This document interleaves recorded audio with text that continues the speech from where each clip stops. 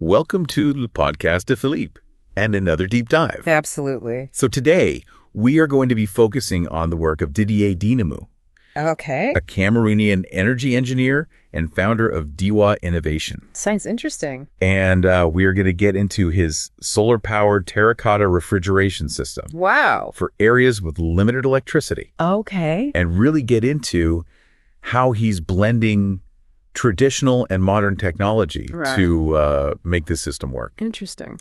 So before we get started, if you were liking these deep dives, hit that subscribe button on YouTube. Yeah, totally. We're on our way to 1,000 subscribers. Awesome. All right, so we're looking at the real need for reliable refrigeration. Yeah, Especially in parts of the world where there's limited or no electricity. absolutely.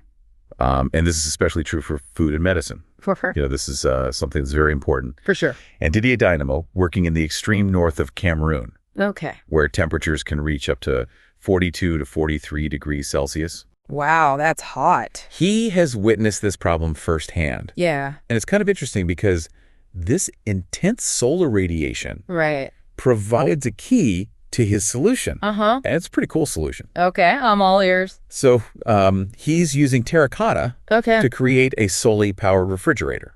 Wow, like a clay pot. So not quite like the clay pots you might be thinking of. Okay. It's more sophisticated than that. Interesting. He's really combining these age-old principles of cooling Right. with contemporary refrigeration technology. Uh-huh. So how's that work? So terracotta, it's porous, and that allows for a small amount of water to seep to the surface. Okay. As it evaporates, it draws heat away from the interior. Okay, like a natural cooling effect? Yeah, and this is a principle that's been used for centuries. Right. But to get to the really cold temperatures needed to preserve food and medicine, Sure. he integrates a mechanical compression system, Oh, okay. like in our modern refrigerators. Gotcha. And that's powered by solar panels. That's amazing. It's a really fascinating approach. It is really cool how he's taken that simple concept of evaporative cooling Right. and really maximized it by adding in that mechanical refrigeration cycle with solar power. Exactly. So it's not just relying on the terracotta's natural cooling. That's The it. terracotta is now acting as a great insulator as well. Yes. Helping keep those lower temps steady Right. and reducing how much energy it needs overall. Right. Especially when there isn't a lot of sun. Especially. And that means you need less electricity overall, right. like up to 70% less Wow. compared to conventional refrigerators. That's huge. And it can also work off-grid too, right? Yes, Oh, that's it, exactly. which is amazing. So if we think about the real impact on people, yeah. there's a natural juice vendor named Innocent, Okay. and she was struggling with spoilage because of unreliable refrigeration. Right. Of course. And he was buying ice every day. Yeah. That gets expensive. It does, and it's unreliable. Exactly. But now with this refrigerator, he can preserve his products so much better. That's fantastic. Yeah, he's increased his sales. His customer satisfaction has gone up. Great for business. Yeah.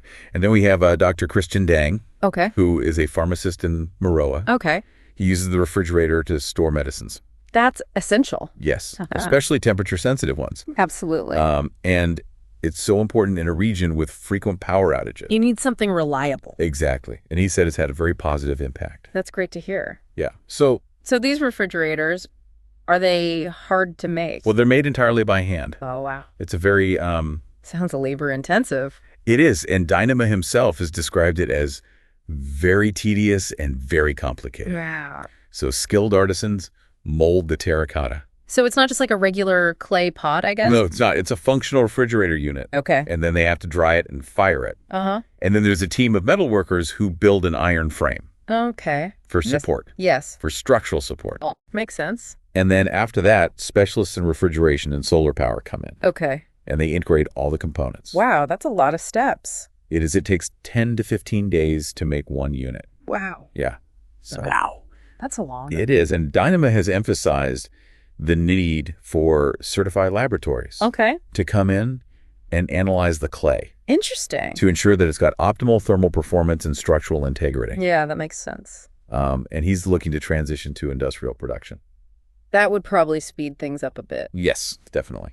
So I know we talked about terracotta, Yeah. and it's not something you think of as being super strong. Right. But these refrigerators, can they hold up?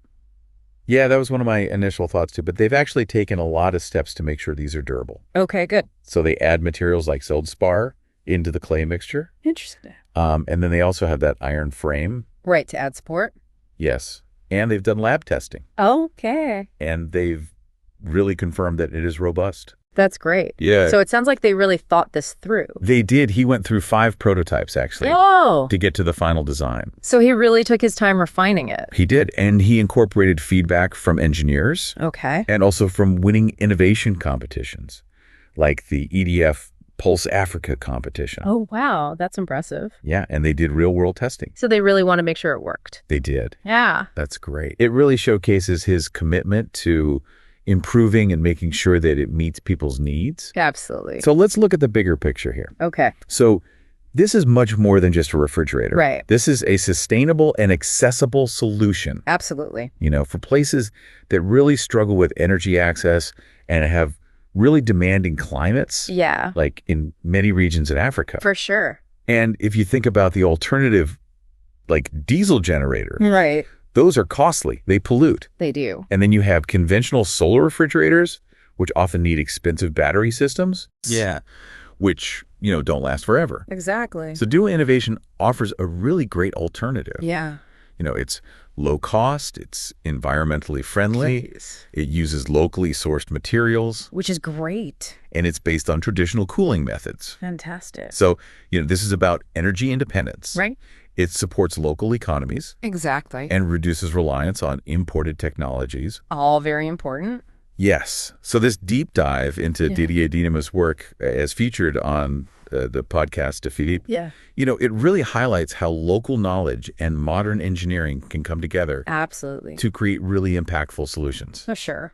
His refrigerator is not just about keeping things cold. It's a symbol of ingenuity. Yes, it is. And resilience. And commitment to his community. Absolutely. And the recognition he's received. Like the EDF Pulse Africa Prize. Right. Really, it sets the stage for potentially scaling this technology. Hopefully. So what's next for DUI Innovation? Well, they're not stopping at refrigerators. Oh, really? No.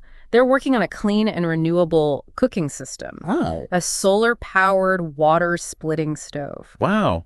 That's impressive. Yeah, it's pretty amazing. They're going to use solar energy to split water and create hydrogen gas for fuel. So it's still early stages. Yeah, but it shows that they're really committed to finding sustainable solutions. Absolutely. So for you, the learner, Dynaman's story shows just how much potential there is for these kinds of innovations to address big challenges. Yeah. And the importance of combining traditional knowledge with technology. For sure. And, not giving up when things get tough. Right. But it also makes you wonder, yeah, how can we best support these innovations? Yeah, how can we help them grow? Exactly. And maybe this inspires you to learn about other innovators in Africa. It's a continent full of ingenuity. It really is. Well, thank you so much for listening to this deep dive. Of course. My pleasure. We'll see you next time. See you later. Bye.